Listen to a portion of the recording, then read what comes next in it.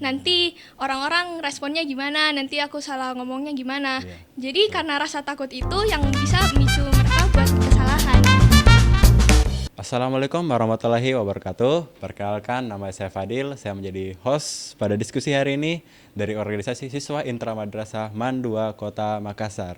Nah, hari ini kita akan kedatangan tamu, yaitu merupakan Dara Daeng yang baru saja dilantik pada periode 2024 dan 2025. Oke, halo Kak. Apa kabar hari ini? Halo, baik. Alhamdulillah. Sebelum kita mulai ke topik pembahasannya, alangkah baiknya kalian berdua memperkenalkan diri dulu. Dimulai dari Arfa deh. Halo Sobat MAN 2, perkenalkan saya Arfa Muramdani dari MAN 2 Kota Makassar sebagai Daeng MAN 2 Kota Makassar periode 2024-2025. Halo Sobat MAN 2, perkenalkan saya Rifka Ruksana Rudi, akrab disapa Rifka sebagai Dara MAN 2 Kota Makassar tahun 2024-2025. Oke, makasih. Nah, kalian ini kan baru saja dilantik menjadi Dara Daeng terbaru pada periode tahun ini. Nah, boleh gak sih kasih pesan dan kesan kalian setelah dilantik menjadi Dara Daeng yang terbaru? Pesan dari berdua. Ya. Sebenarnya perasaan saya sekarang ini sangat bangga karena selain bisa menjadi pemimpin, bukan pemimpin sebenarnya, sebagai role model sekolah, tetapi saya juga bisa mengembangkan diri saya dan bisa membuat saya, orang-orang terutama keluarga saya menjadi bangga terhadap saya. Kalau Rifka? Kalau saya tentunya sangat bersyukur sekali bisa diberikan amanah ini. Terima kasih juga untuk semua pihak yang sudah mendukung. Pokoknya kita sama-sama membangun madrasah kita ya. Nah, kalau jadi Dara Daeng ini pasti tidak lepas dengan yang namanya public speaking. Public speaking ini pasti sangat penting untuk bisa menjadi Daeng dan Dara pada tahun ini, ya kan? Kalau begitu, kalau public speaking dibutuhkan, pasti kan butuh confidence yang tinggi juga untuk bisa melancarkan public speaking kalian. Nah, menurut kalian seberapa penting sih confidence ini menurut kalian? Siapa dulu nih? Kamu aja dulu. Oke, apa dulu? Oke. Menurut saya confidence ini sangat penting dalam public speaking. Mengapa? Karena percuma kita pintar public speaking, kita mahir dalam berbicara di depan umum, tetapi kita tidak percaya diri untuk apa? Kita harus mencoba hal baru, kita harus berani melangkah lebih ke depannya untuk menambah pengalaman, menambah relasi. Nah, itu yang saya katakan tadi. Jika kita jika kita tidak berani mencoba, tetapi baru kita tidak percaya diri untuk apa, itu sia-sia semua. Jadi hal dasar yang harus kita punya merupakan percaya diri. Mungkin itu saja dari saya. Kalau menurut Rifka bagaimana? Kalau dari saya tentunya setuju banget sama yang Arfa bilang. Jadi jangan sampai rasa takut kita itu lebih besar dari rasa percaya diri kita. Iya. Oke, jadi begitu ya alasannya kenapa confidence itu sangat penting sekali dalam kehidupan kita. Oke, kita lanjut. Kalau ini kan banyak orang yang masih takut untuk berbicara di depan umum. Nah, kira-kira kalian sebagai Dara Daeng, apa pendapat kalian tentang orang-orang yang masih takut bicara di depan umum? Mulai dari Rifka coba. Sebenarnya orang takut untuk berbicara di depan umum itu salah satu alasannya itu karena mereka kebanyakan overthinking. Apalagi Gen Z sekarang banyak sekali istilah-istilah overthinking. Jadi pas mereka mau mungkin bicara di depan umum itu mereka kebanyakan mikir nanti orang-orang responnya gimana, nanti aku salah ngomongnya gimana. Jadi karena rasa takut itu yang bisa memicu mereka buat kesalahan.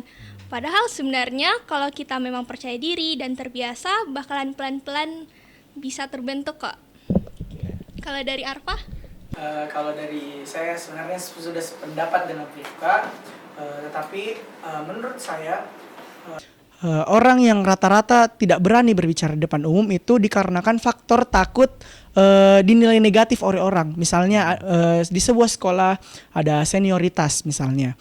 Nah, ini orang tidak berani bicara di depan umum dikarenakan mereka takut diejek lah, dibully lah, dibilangi sok-sokan oleh seniornya dan lain sebagainya. Nah, hal itu sebenarnya kita harus lawan. Kita harus berani melangkah, kita harus membuat sebuah gebrakan baru yang dimana orang-orang bisa membuat hal itu menjadi inspirasi bagi mereka, bukan menjadi bahan ejekan, bukan menjadi bahan bulian. Mungkin dari itu dari saya. Oke, jadi Jadi itu menurut kalian ya kenapa orang bisa takut berbicara di depan umum? Oke, dari beberapa alasan yang tadi kalian sebutkan, kira-kira apa yang bisa kalian berikan tips atau kiat-kiat agar orang ini bisa berbicara dengan berani di depan umum? Dimulai dari Rifka dulu. Oke. Jadi tentunya kalau kita mau bicara di depan umum itu kita bukan cuma sekadar bicara, tapi juga harus bisa menginspiratif.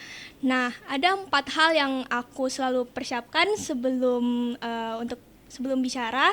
Itu ada istilah 4B, yaitu brain, beauty, behavior, and brave. Nah, brain ini pengetahuan. Nah, pengetahuan ini fondasi. Jadi kita harus betul-betul memahami apa yang akan kita bicarakan. Terus ada beauty. Nah, ini tuh bukan soal fisik, tapi bagaimana cara kita bisa membawa diri kita untuk berpenampilan menarik dan bisa membawa aura positif. Kemudian ada behavior. Nah, behavior ini kita harus berpikir dulu sebelum bertindak. Jadi kita tidak semena-mena melakukan sesuatu. Dan kebanyakan perilaku itu didasarkan pada pengalaman kita sebelumnya. Dan yang terakhir, brave. Nah, brave ini berani. Nah, kita bisa berani kalau kita sudah merasa yakin dengan diri kita sudah memiliki 3 aspek yang sebelumnya. Oke, menurut Arfa? Yang dijelaskan oleh Rifka tadi sebenarnya saya sudah sependapat dan sudah tersampaikan semua. Tapi ada satu yang ingin saya tambahkan, yaitu latihan. Jadi kita bisa latihan berbicara, kita bisa melangkah mulai dari hari kecil itu kita harus banyak-banyak latihan. Biasa, jujur aja, yang biasa saya lakukan itu sebelum saya berbicara di depan umum, saya sebelum mandi itu kan ada cermin.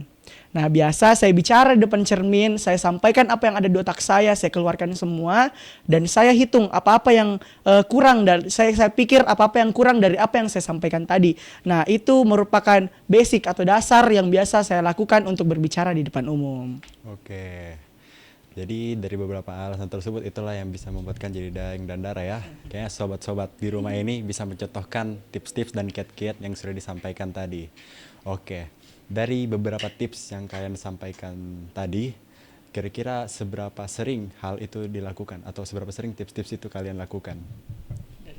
Misalnya dari Arfa dulu. Oke, jadi itu yang saya katakan tadi, saya hampir setiap pagi saya melakukannya. Kayak tadi nih, saya sebelum ada podcast saya latihan dulu berbicara di depan cermin, apa yang ingin saya katakan, apa yang ingin saya ungkapkan kepada penonton agar tersampaikan maksudnya. Dari Rifka? Sebenarnya untuk latihan itu tidak ada aturan waktunya dan tidak mesti selalu dilakukan dengan cara formal, bisa dengan santai-santai saja. Dan kuncinya itu pokoknya konsisten ya. Karena practice makes perfect. Oke. Itu ya kenapa hal-hal dan tips-tips tersebut sering kalian lakukan. Oke. Salah satu kunci keberhasilan dalam menyampaikan kata-kata atau sesuatu di depan umum itu salah satunya ada artikulasi yang jelas dan mempunyai intonasi yang jelas. Nah, menurut kalian seberapa penting hal ini dalam berbicara di depan umum? Ya, dimulai dari Rifka dulu deh. Okay. Intonasi dan artikulasi tentunya sangat penting ya, dan kita bisa belajar dari situ. Apalagi sekarang di sosial media banyak sekali kita bisa cari cara-cara untuk public speaking, tips-tips agar artikulasi dan intonasi bisa jelas. Jadi menurut saya hal itu tidak perlu terlalu dipikirkan. Ya. Oke. Kalau menurut Arfa bagaimana? Oke. Saya itu sebenarnya soal artikulasi dan intonasi itu merupakan menurut saya adalah hal yang terpenting. Dikarenakan bagaimana cara kita, apa yang ingin kita sampaikan itu sampai kepada penonton. Artikulasinya harus jelas, intonasinya harus jelas agar penonton atau audiens paham apa yang ingin kita sampaikan, apa yang ingin kita berikan, apa yang kita berikan pemahaman terhadap mereka semua. Jadi itulah sangat penting bagi saya. Oke, jadi artikulasi dan intonasi menurut Arfa sangat penting ya. Kalau menurut Rifka artikulasi dan intonasi itu sebenarnya tidak terlalu penting. Oke, baik. Nah, biasanya kan kalau kalian berbicara di depan umum, kalian kan biasanya menyiapkan teks atau apa yang kalian ingin mau sampaikan, kalian tulis di buku atau kalian ketik di HP. Nah, misal kan juga bisa kan terjadi begini. Kalau misal kita tidak ada waktu untuk mempersiapkan hal itu. Kira-kira apa yang kalian pikirkan, apa yang harus kalian lakukan untuk mengatasi kejadian tersebut? Bisa dimulai dari Arfa dulu. Oke. Tidak ada waktu untuk mempersiapkan itu semua teks. Oke. Jadi sebelum saya berbicara depan umum, saya harus tahu dulu apa yang ingin saya sampaikan. Apa tema dari apa yang ingin saya sampaikan.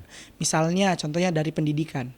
Nah, saya harus cari dulu kata kunci pendidikan. Apa sih yang dimaksud pendidikan? Nah, walaupun kita tidak tulis, tapi kita setidaknya sudah ada menempel di otak. Misal kita sudah tahu bagaimana itu pendidikan. Jadi gampang kita untuk mengembangkan kata itu. Kita sudah tahu apa artinya pendidikan. Jadi kita cari tahu lagi bagaimana pendidikan di Indonesia, bagaimana sekarang kurikulum merdeka. Jadi dari satu kata bisa menyebar luas. Oke. Kalau menurut Rifka? Sebenarnya kuncinya itu memahami. Jadi teman-teman tidak perlu terlalu bergantung pada teks. Teman-teman mungkin bisa mengingat saja poin-poin penting yang ingin disampaikan. Dan kuncinya yang tadi saya sebutkan yaitu pengetahuan. Jadi teman-teman bisa memperbanyak pengetahuan dari membaca ataupun melihat video di sosial media yang bisa teman-teman jadikan pengetahuan di saat tiba-tiba mungkin diajak berdiskusi. Oke. Jadi seperti itu ya cara kalian. Oke, kalau misal kalian berbicara di depan umum dan kita sedang membuat ada seminar atau ada diskusi. Nah, tiba-tiba ada seseorang yang bertanya kepada kalian. Yang pertanyaan itu sulit sekali.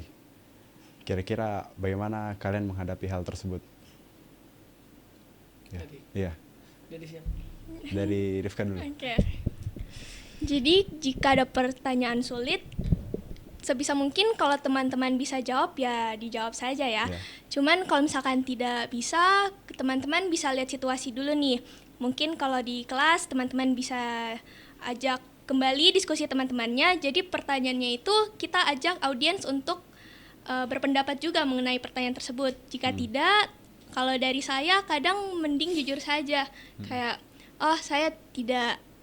saya belum tahu nih, mungkin nanti bisa saya cari lebih lanjut. Karena kadang audiens bisa lebih menghargai kejujuran daripada kita jawab asal-asalan. Oke.